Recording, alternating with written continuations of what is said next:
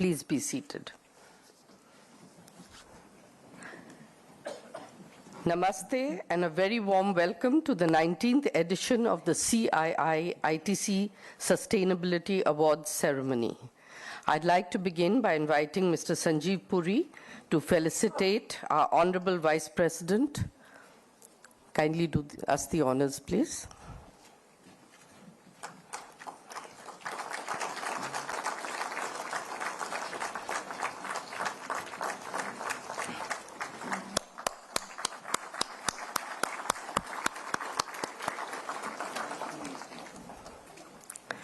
May I request Mr. Chandrajit Banerjee to felicitate Dr. Sudesh Dhankar, please.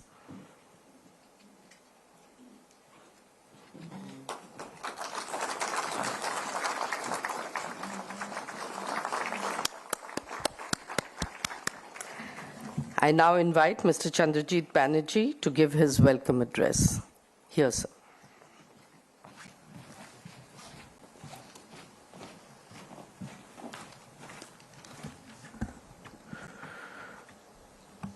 The Most Honorable Vice President of India, Shri Jagdeep Dhankarji, a very special, a very warm welcome to you on this very important Sustainability Awards presentation ceremony. Sir, your presence as the chief guest gives us a huge encouragement for this important ceremony, which is on its 19th year. So thank you for gracing this occasion. A very special welcome to you, Madam Dr. Srimati Sudesh Dhankarji. We are indeed deeply touched that you have accepted this invitation. Honorable Vice President, sir, your deep knowledge on varied subjects, much of which also touches us at the industry, have been extremely valuable for us all for deepening our work, our research, and even our service that we offer to our Indian industry. Sir, in particular, we all see your huge awareness that you have created and your commitment and passion that you have on today's subject, which is, of course, sustainability. We admire that, sir. Many of your speeches that we have seen on how you have really emphasized that India's living culture and our tradition were built around the ethos of sustainability, respect for natural resources, and shared responsibility for all our life forms. This is so well reflected in our government's holistic developmental approach, which really ensures equal balance of our country's growth aspirations as well as sustainability, sir. So it's a special honor for all of us here today, sir, to have your presence in our shared priority focus area, sustainability. So the 19 years of the Sustainability Awards have been possible because of the huge support and leadership that we have received from the ITC. So the ITC has sponsored our Center for Excellence on Sustainable Development, and Mr. Sanjeev Puri has been the chairman of that institution. And sir, what is only missing, what gets missing is that ITC, which is also known for its sustainable practices so very well, does not participate as a participant in this award function. Otherwise, they could have won. Honorable Vice President of India, sir, we have been able to contribute with policy advocacy to our government, keeping in mind how sustainability could be meaningful for our economy and our world. Our focus on sustainability today has led us to create, sir, 4 different centers of excellence within CII. We've heard about the CII ITC Center for Sustainability. Besides that, we have a Green Business Center of Excellence, which is based out of Hyderabad. So there is a Center of Excellence on Water, with which we at the industry work with the cities as well as districts besides our companies. And a Center of Excellence on Food and Agriculture, both of which are based out of Delhi. So once again, we are most honored to welcome you to this important award ceremony. And Madam, we are indeed most grateful that you are also here with us today. I must also thank the chair of the jury, Mr. Khosla. With that, ladies and gentlemen, may I request you to join me in welcoming the Honorable Vice President of India, the chief guest, to this award presentation ceremony. Thank you. Thank you, sir.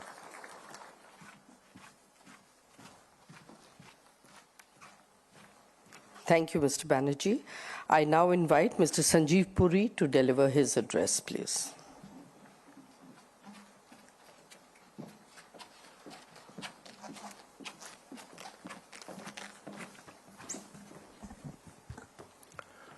Honorable Vice President of India, Shri Dhankarji, Dr. Sudesh Dhankarji, distinguished guests, ladies and gentlemen. At the outset, I join my colleague CB in thanking the Honorable Vice President and Madam for her gracious presence today. We are indeed honored and privileged to have your presence. Your presence indeed is a great source of inspiration and encouragement to not only the winners, I think for all the people at large who are going to be pursuing this route of sustainability. Honorable Vice President, you have articulated very clearly the challenges and solutions of sustainability. And I think I would just like to draw upon one of your quotes, I think, which captures the essence of what we all need to do together. Global environmental challenges necessitate cross-border cooperation and innovative strategies that simultaneously advance ecological sustainability and economic development. I think that is the crux of what everybody needs to do, and I will dwell on this in a moment. Madam, I think your work also on the area of sustainability, water conservation, is, I think, very, very inspirational. I think what you have done in Junjunu, Rajasthan, and your work on women empowerment, minimizing food and wastage, I think these are indeed very inspirational. And thank you, Madam, for being also with us today. We all know the challenges of the climate emergency, and more so, all of you who are sustainability champions. What was costing about 70 billion some time back in terms of economic damages is 200 billion now. Middle of the century, it can become 4 trillion.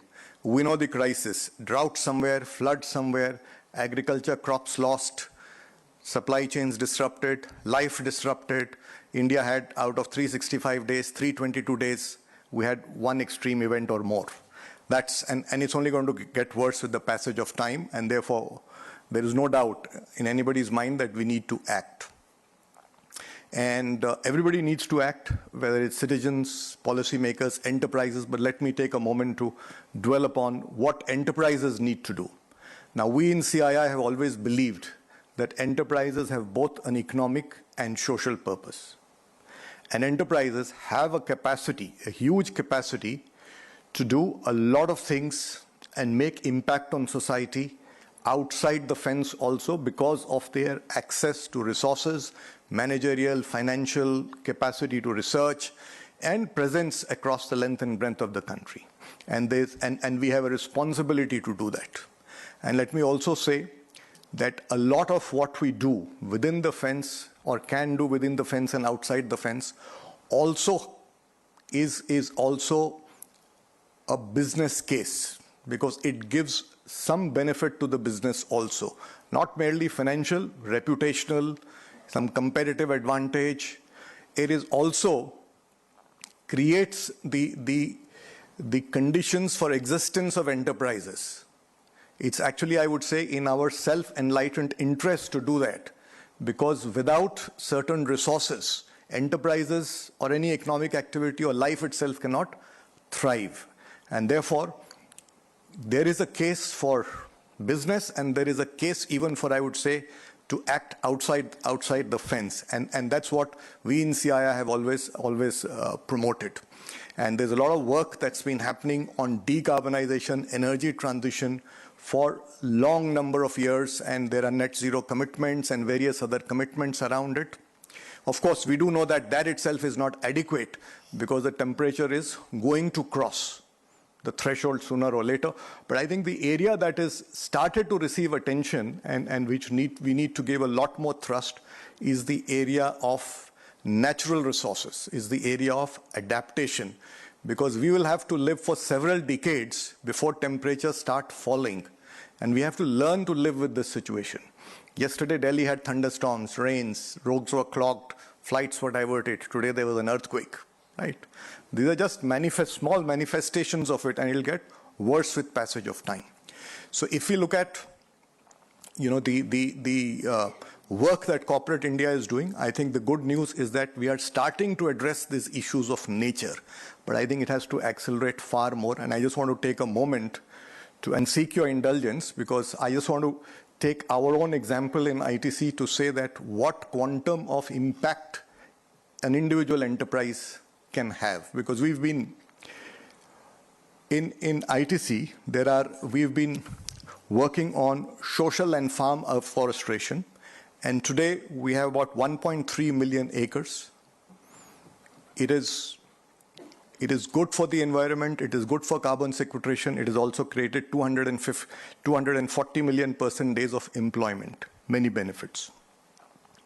Water is another area, it's a precious resource. Economic activity cannot go on without water.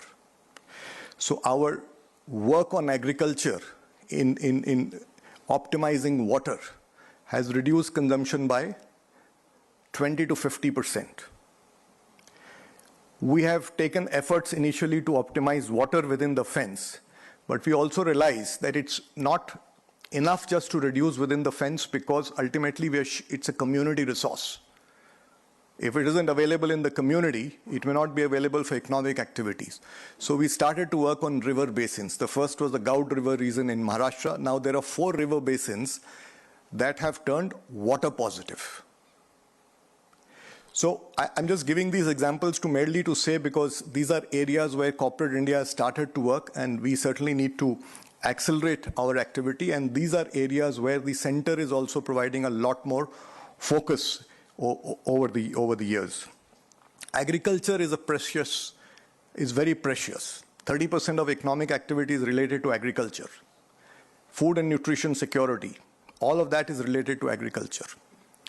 So we've been practicing climate smart agriculture, now reaches 3 million acres. And where it has been done, the GHG emissions have dropped by 60%. Farmer incomes have improved by nearly 90%. 70% of the zones are in high resilience, high yield areas. So it can be done. And I'm just giving this example again to say each one of us has the capacity to influence, act at scale. And lastly, I just want to touch upon some of the work that we have, a very important piece of work that we have done in the center last year, focusing on adaptation. How do enterprises deal with adaptation? And there are methods and tools available for quick response, but more importantly, we've also looked at climate risk modeling at 10-year intervals to identify the risk and then take mitigative action. I mean, in ITC, we have practiced it and we have benefited it. And I can say that from our own experience that it is worth pursuing that path, because unless we deal with these risks, whether it's in our agri-value chains or it is in our physical, it creates disruption and business impact. So really, I just want to, at this point, really leave you with this message that decarbonization is important, but we need to give a lot more focus to nature. We need to give a lot more focus to adaptation. And just a quick word on the awards, which the center has been doing for 19 years in a row to encourage the work on sustainability amongst corporates. And it is an award which has witnessed 1,200 organizations sharing best practices. 400 organizations have been recognized. There are as many as 600 assessors who have painstakingly assessed, very detailed assessment with 1,000 hours of spent per application to assess the winners, both by desk research and site visits. And this is an award that is third-party assured. It's an award that is also carbon neutral. And I must thank also the jury chair, Mr. Khoshla, for his leadership, for the tremendous work that he has done in going through this process. I know how difficult it is because we have plenty of great entries. And once again, I like to thank the Honorable Vice President. I like to thank Madam for their presence. And as I end, I will also take this, while I end, I would also like to leave you with a quote, which is something that the Honorable Vice President once said. I think a very important quote. The earth is not for us to conquer. It is for us to cherish and pass on to posterity for future generations. Thank you very much. Thank you, Mr. Puri. We now move on to the awards, which we much awaited awards. And I'd begin by announcing it. And before that, I'd like to request the dignitaries to kindly do the honors to come forward, step forward, and give away the awards. May I request all of you to please come forward.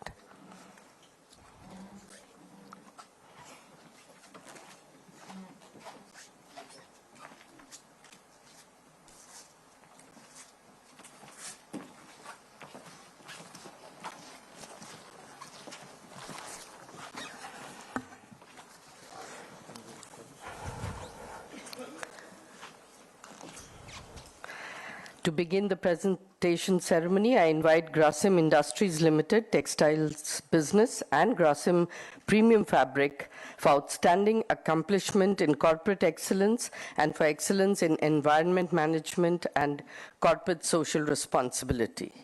Can we have you here, please? And now that the awards have started, I'd like the audience to keep reciprocating with the applause. Let it keep coming.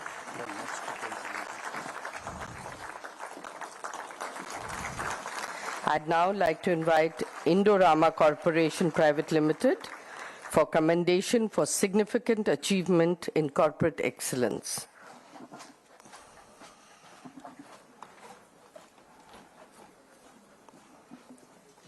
I will do the needful.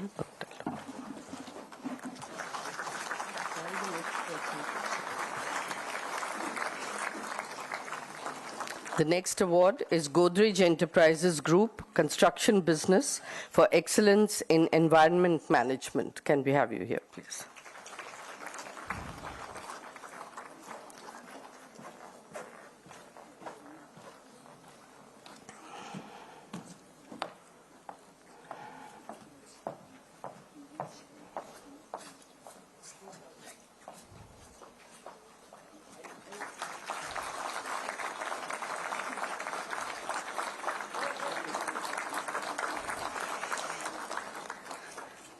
The next award goes to Grundfos Pumps India Private Limited for excellence in corporate social responsibility and commendation for significant achievement in environment management.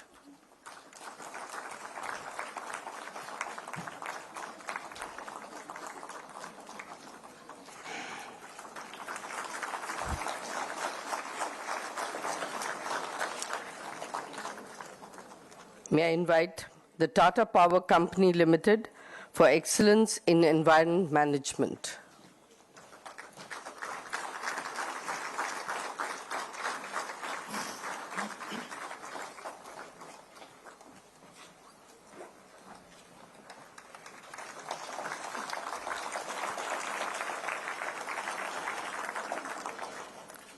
The next award goes to Zawar Group of Mines, Hindustan Zinc Limited for excellence in environment management.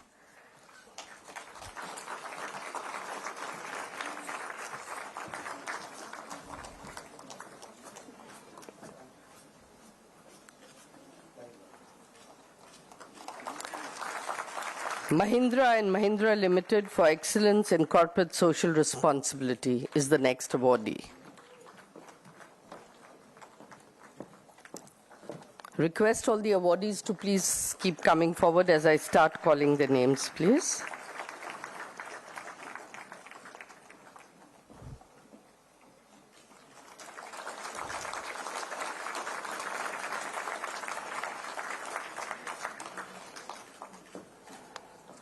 And now we have DCM Shriram Limited for excellence in corporate social responsibility.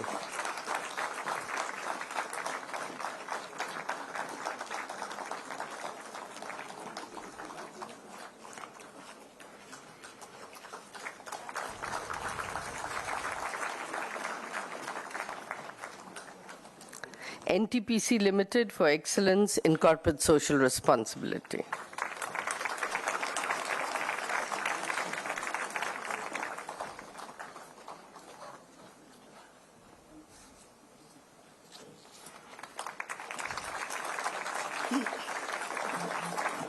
Apraava Energy Private Limited for excellence in corporate social responsibility.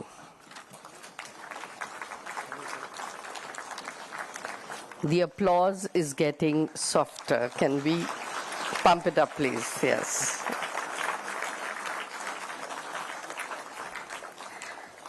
Haldia Energy Limited for excellence in biodiversity.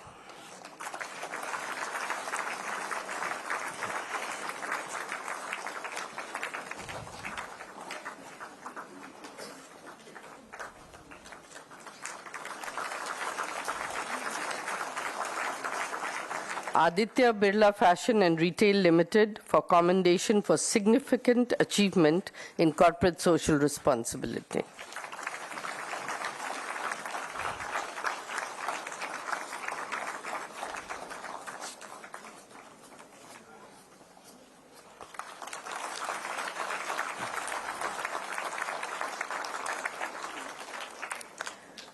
Ladies and gentlemen, we are pleased to inform you that the CII ITC Sustainability Awards and this event has achieved carbon neutrality in accordance with ISO 14068. May I now request Mr. Sanjeev Puri and Mr. Chandrajit Banerjee to receive the carbon neutrality certificate from the Honorable Chief Guest.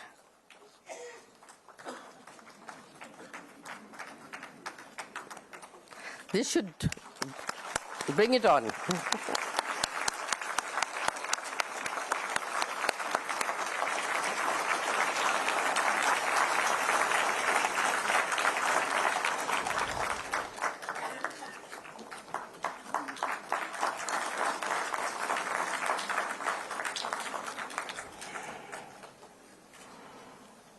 I'd like to request our dignitaries to please be seated.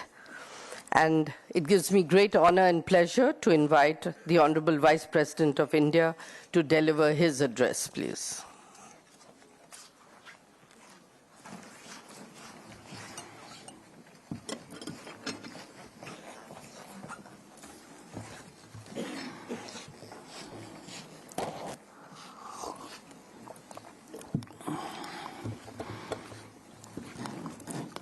Good evening, all of you. When I heard accolades for me from Sri Chandrajit Banerjee, Director General CII, I thought there may be many caveats, my wife being one. And my brother-in-law is also in the audience, a distinguished lawyer. So I take it in earnestness, but they may have comments to make.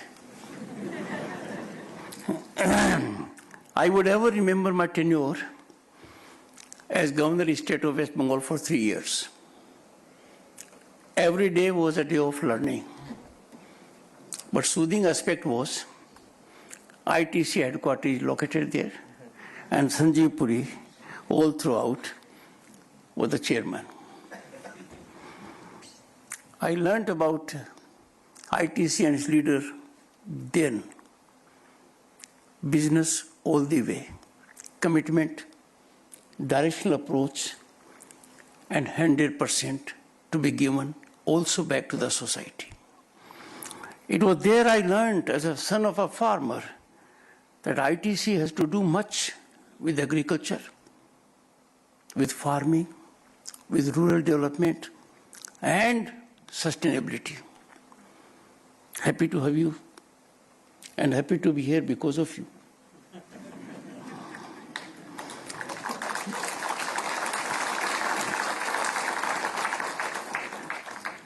somber, gentlemanly, decorous Dr. Ashok Khosla did a mighty good job. Jury Chair, CII ITC Sustainability Awards. My congratulations to all the awardees.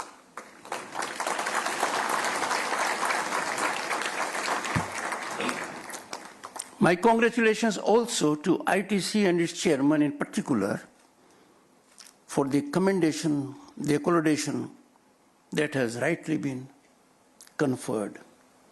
This will be worth emulating by other corporates also. Distinguished audience,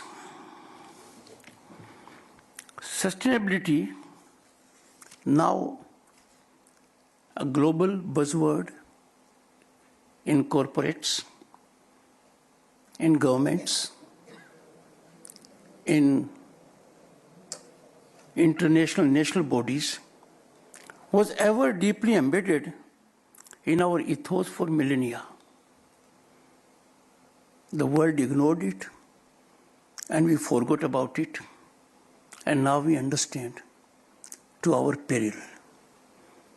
Because the situation is cliffhanging, the time bomb is ticking, and we have no time but to act in best of capacity, in concert, in tandem and togetherness. Friends, it's a delight to join you on the 19th edition of CII ITC Sustainability Awards, because such steps are inspirational, motivational, and reminder that everyone on the planet has to perform his or her task. This platform has, over the years, emerged much beyond a forum for dialogue, for industry, but has also emerged, fortunately and significantly, as a crucible of transformation. At a time, friends, when the world seeks direction, when economies search for balance between progress and planet, when businesses rethink the very fundamentals of growth, CII continues to stand tall, offering vision, leadership, hope, and solutions. For the past 2 decades, the CII ITC Sustainability Awards have recognized corporate excellence, which you have seen here a while ago, that is socially responsible, environmentally conscious, and economically inclusive. As a matter of fact, it is surprising on occasions that some on the planet try to impart lessons to Bharat about inclusivity. Bharat, for millennia, has been home to inclusivity. In every sense, its sublimity and its contributions for a harmonious society. These awards, therefore, friends, are the affirmations of intent, beacons of new industrial ethic that places sustainability at the heart of business strategy, something that was not known years ago. And now it is integrated in every business decision and work culture. Friends, coming to these awards, the numbers speak volumes. 1,199 applicants over 18 years and 410 recognitions. But what is more inspiring is the spirit behind them. Every winning enterprise tells a story of innovation, courage, and collaboration, of going beyond compliance, of embedding purpose into profit, and of investing in a future that is greener, fairer, and more humane. Sustainability too is a journey of continuous evolution, of refining intent into impact, because only the convergence of the two bring about fruition and results. Each awardee today is a role model demonstrating that industry can and must pursue both excellence and equity, profit and purpose. Friends, Sanjeev Puri reflected on corporate India. When I look at corporate India from a global perspective, I find it is unparalleled reservoir of talent and exemplifies commitment and giving back to the society. It has huge potential. Its synergetic exploitation with the government actors can lead to quantum leap and geometric outcomes. This must be our priority. If this happens, the entire ecosystem will be on a different groove. India stands today at a historic inflection, and this inflection point we had not seen before. We are the most populous nation on the planet.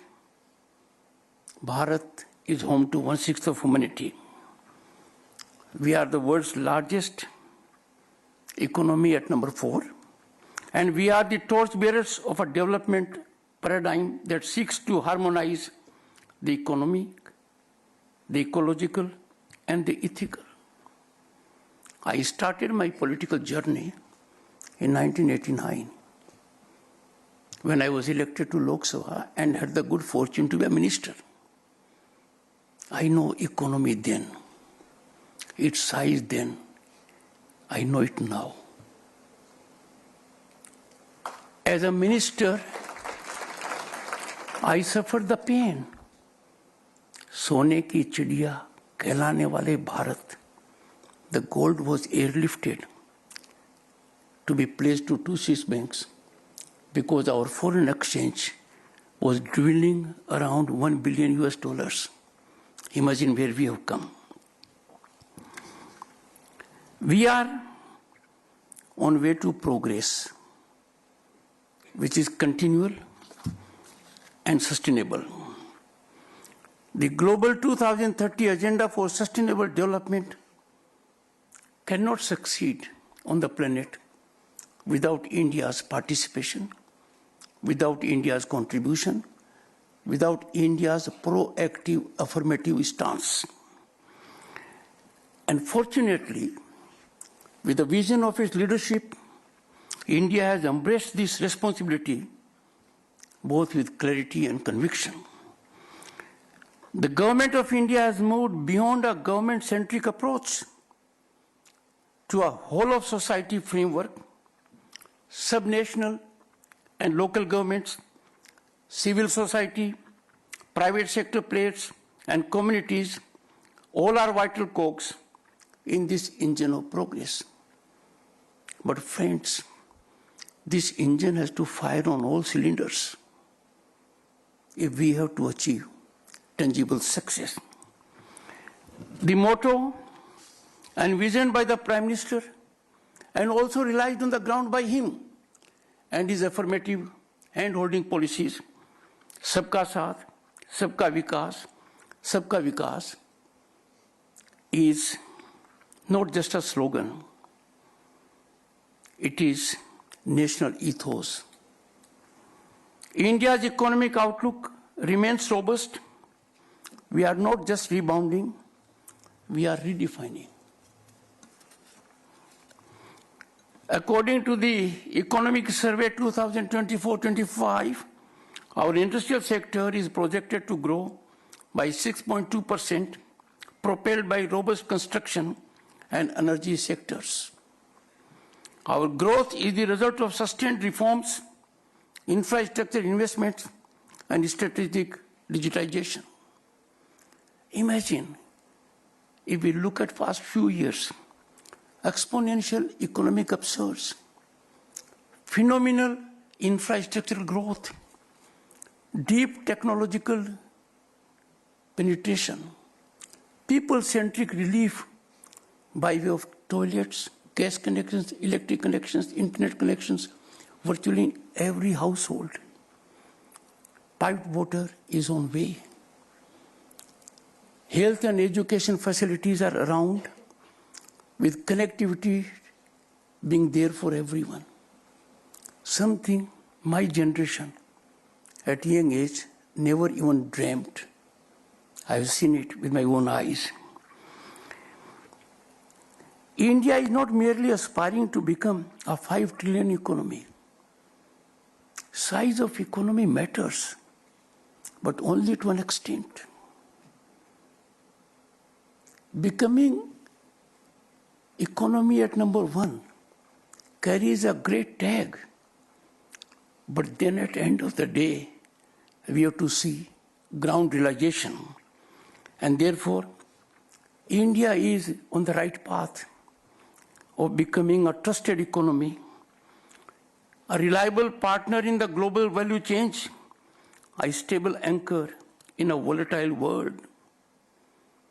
The world at the moment is in turmoil and turbulence. Global conflagrations show no signs of abating. Supply chains disruption is taking place.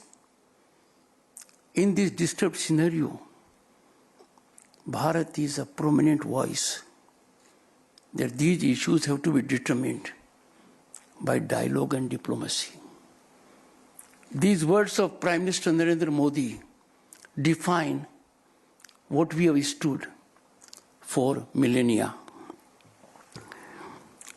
In this country, we seek prosperity with purpose, growth with inclusion, innovation with integrity. Pyramidal progress is not suited to Bharat, its ideology, its ethos, its spirit, and its civilizational essence. The development has to be like a plateau, which means people-centric, all benefiting, people getting empowered, people having a sense of belonging to the nation. Government's role in these fronts is only of an enabler. Heavy obligations are on the corporate world. But government is doing its bit, whether it is the National Single Window System for clearances, the Gati Shakti infrastructure plan, the focus on logistics and digital connectivity. The aim is to reduce friction and enhance productivity. This is yielding big results also. But government alone cannot, if I may say so, score the penalty goal. Government by itself cannot take those corners and corner kicks that result in goals. The private sector has a vital role to play because at the end of the day, it is industry that drives innovation, creates livelihoods, and builds the architecture of national development. The private sector, therefore, I urge, must embrace its role not just as an economic actor, but as a co-architect of India's future. It is a vital factor in securing growth of the nation. And here, friends, I wish to highlight an important evolution in the global economic discourse to which Sanjeev Puri had reflected. The rise of environment, social, and governance, ESG standards. These standards might have emerged as a Western construct, but the antecedents and the DNA bears the stamp of Bharat. It is deeply aligned, I am referring to ESG, with our civilizational values. In most recent times, let me not go back to historical perspective, the concept of trusteeship, as articulated by Mahatma Gandhi, urged businesses to act as stewards of wealth, to serve not just as shareholders, but society at large. There was a time when health and education sector were means to give back to the society by businesses. Now there is a trend that health and education are turning out to be lucrative businesses. Commercialization and commodification of these vital segments that are essentially passage only to serve the society at large, to give back to the society, is an aspect on which the corporate India will have to reflect, devise a mechanism. And therefore I urge CII must lead by example by fostering a business culture that prioritizes equity, transparency, and long-term value creation. By integrating ESG into the DNA of Indian enterprises, we can mitigate risks and also tap into new opportunities from green finance to global collaborations. Friends, Bharat is no longer a nation with potential. Its rise is continual and unstoppable. Viksit Bharat at 2047 is not our dream. It's our set destination. We are bound to achieve it. But as we chart our course towards Viksit Bharat at 2047, we must articulate a vision of development that is bold, inclusive, and sustainable. Friends, this vision must rest on 5 foundational pillars. First, decarbonization and green growth. Climate action is not a choice, not an option. It is the only option. We have no other planet, Dharti Ma, to cohabit. It's a necessity. It is also increasingly a compelling business opportunity. If we look at it from that perspective, India has committed to achieving net zero emissions by 2070. This is an audacious goal, but with the right policy, financing, and the kind of industry leadership I see on the dais, and the commitment I see from these organizations, it is achievable. Let Indian industry become the torchbearer of this green revolution. Let us invent in renewable energy, green hydrogen, circular economy models, and carbon markets. Let us not treat sustainability as a compliance, but as a source of competitive advantage. The moment we take it in the compliance groove, the battle is lost. It has to be our priority number 1. The second, technological leadership and innovation. India's digital public infrastructure, from UPI, that is now having footprints across our frontiers, very high acceptability outside also, and Aadhaar to ONDC has set a global benchmark. But friends, the next frontier lies in artificial intelligence, quantum computing, biotechnology, semiconductors, and space technology. You all are aware, being from industry, that when it came to quantum computing, we as a nation were the first one to make allocation in terms of finance of 6,000 crores. When it came to green hydrogen mission, 18,000 crores were committed. So we are countries in single digit to focus on these global priorities. But we have to be very alert also in the fields of biotechnology, semiconductors, and this has to be our priority area, even from the perspective of economic security, national security. Industry must take lead in research and development, invest in indigenous design. I would reflect for a moment on this. This is an area where there needs to be more attention, greater convergence of corporate world. By and large, what I notice, and I've said so on multiple platforms, research can't be for the self. Research can't be for the self. Research cannot be just assimilation or surface scratching.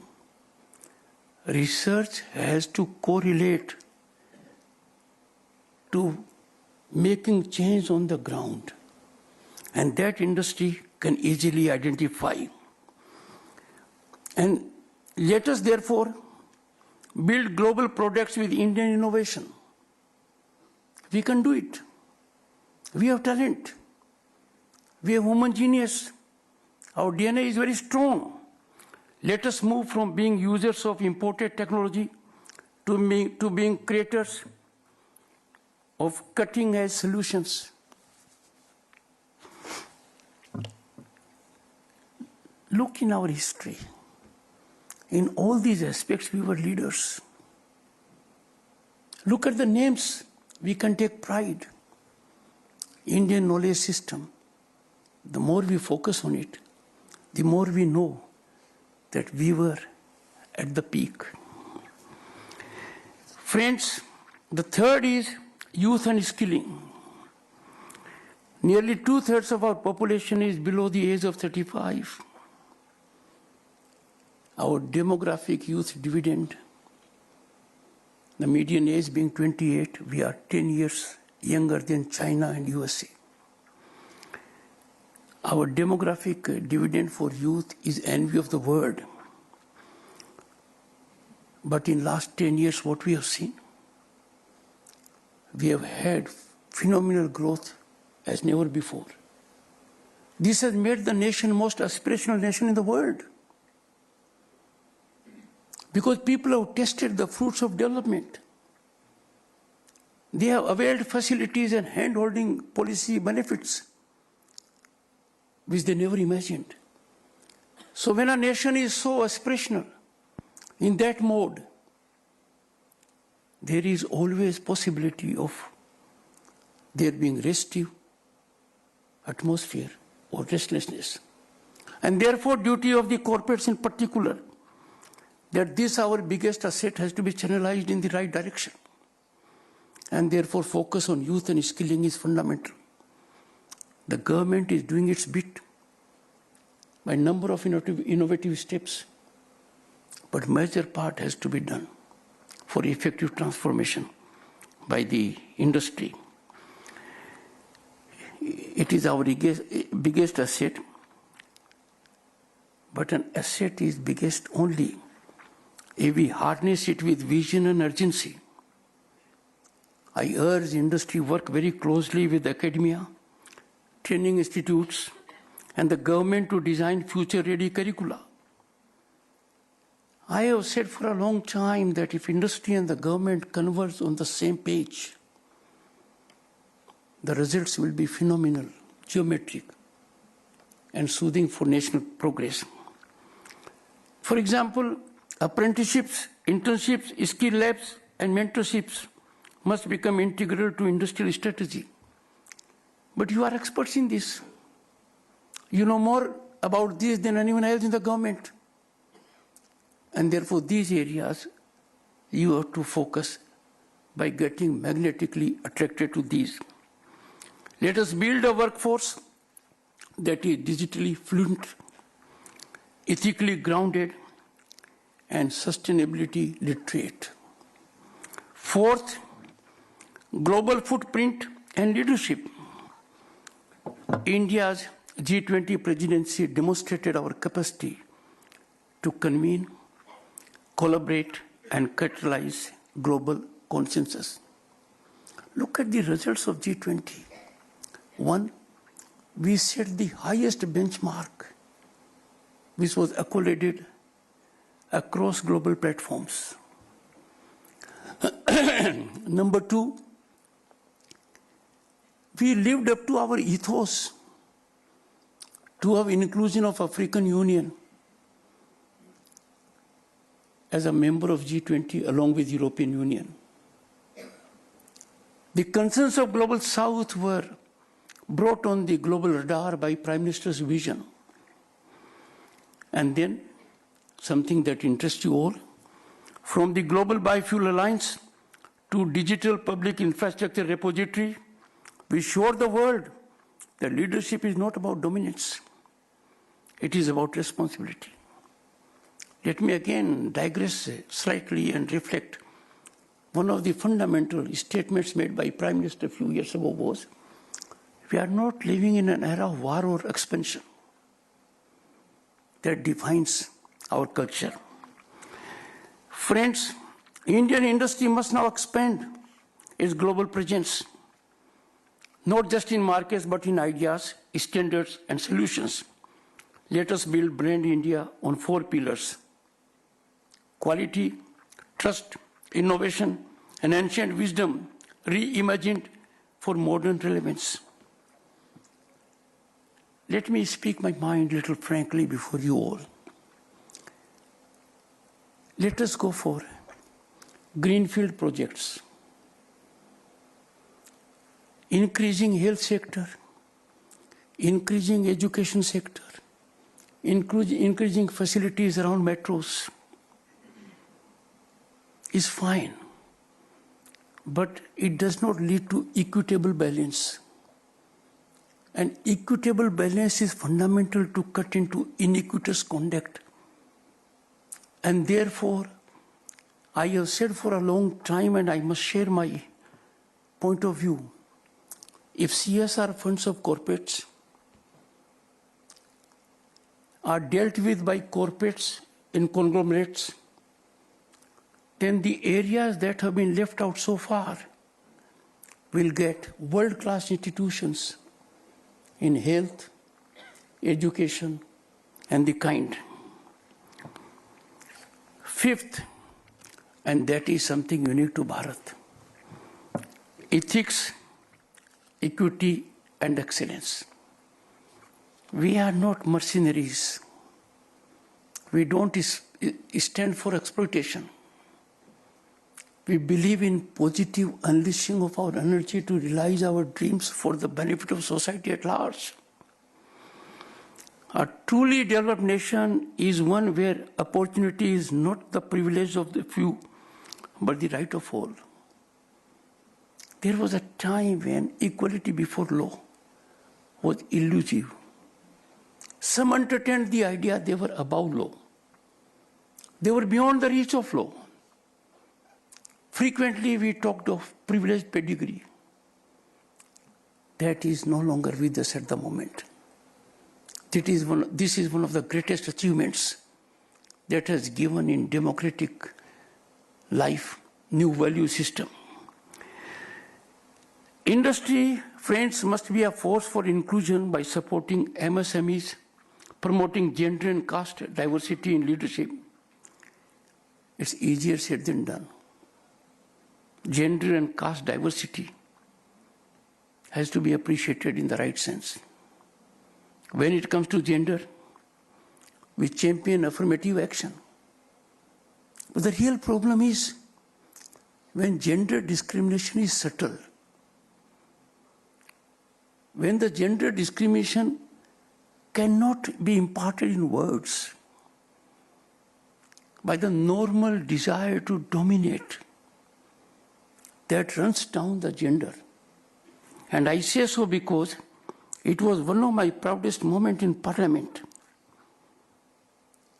when Women Reservation Bill was passed after 3 decades of hiccups. That is for sustainable development in governance. Now, 1/3 members of Lok Sabha and 1/3 members in state legislatures, minimum, will be from this gender, women. But what is more significant, which the world is now noticing, and which is unique facet of Bharat, this women reservation is vertical and also horizontal. Keeping in view the sustainability aspect, scheduled caste, scheduled tribe women have also been accommodated in the right situation. Friends, I urge CII to serve as a moral compass for Indian industry, guiding it towards ethical entrepreneurship and value-led growth. I'll tell you something which you know it more than I do. Economic nationalism is fundamentally connected with sustainability. If in a country like Bharat, we import avoidable items, kites, candles, diyas, furnitures, carpets, all these things, we are doing three things. One, we are generating a hole in our foreign exchange kitty, avoidable hole. But that's not much. The real bleeding aspect is we are also snatching work from our own people by rewarding those who work for us for clothing, etc. And third, which matters to all of you, we are in the process also blunting entrepreneurship.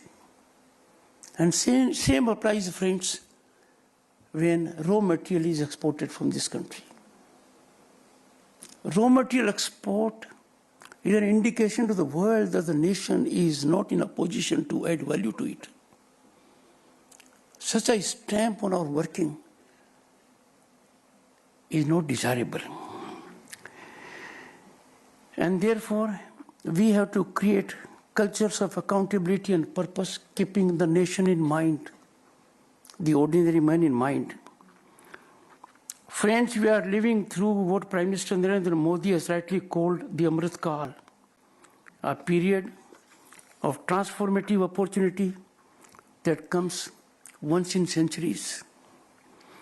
It is time to reimagine India not in fragments, but in its full interconnected potential. As we gather today under the banner of this 19th edition, let us recommit ourselves to the vision of a developed India we had once: prosperous, inclusive, innovative, and ecologically balanced. Bharat that leads with compassion, competes with confidence, and collaborates with courage. To the members of the CII, I urge the torch of leadership in your hands. Please carry it with pride, but carry it also with a purpose that relates you to the common man who is looking to make his today and tomorrow better. The journey to Viksit Bharat is a path we create with every ethical decision, every green investment, every job created, and every life transformed. Friends, I have had the great opportunity by virtue of being chairman of the Council of States, the upper house, the House of Elders, in common parlance known as Rajya Sabha. I see varied opinions. But two things disturb me very greatly. One, our real jewel was dialogue, discourse, deliberation, debate, convergence of views, consensual approach. All these were defined by the Constituent Assembly that did not have a single disruption or a single disturbance incident. And now, when these temples of democracy on occasions get sacrileged, we are bound to be deeply concerned, because the common man suffers. And therefore, I conclude with a word of caution. Let us not be carried away by narratives set afloat from outside the country. Let us not allow others to calibrate us. Let us firmly root ourselves to commitment for this nation and keep this nation always first. And the greatest tribute we can reflect for our nation is a testament that we believe in sustainable development. Thank you so much.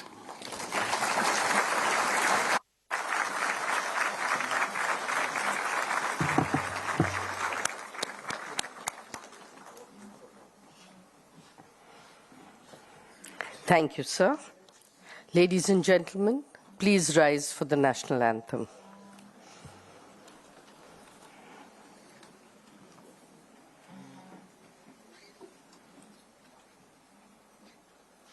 जनगण मन अधिनायक जय हे भारत भाग्य विधाता पंजाब सिंध गुजरात मराठा द्राविड उत्कल गंगा विंध्य हिमाचल यमुना गंगा उच्चल जलधि तरंगा तव शुभ नामे जागे तव शुभ आशीष मांगे गाहे तव जय गाथा जन गण मंगलदायक जय हे भारत भाग्य विधाता जय हे जय हे जय हे जय जय जय जय हे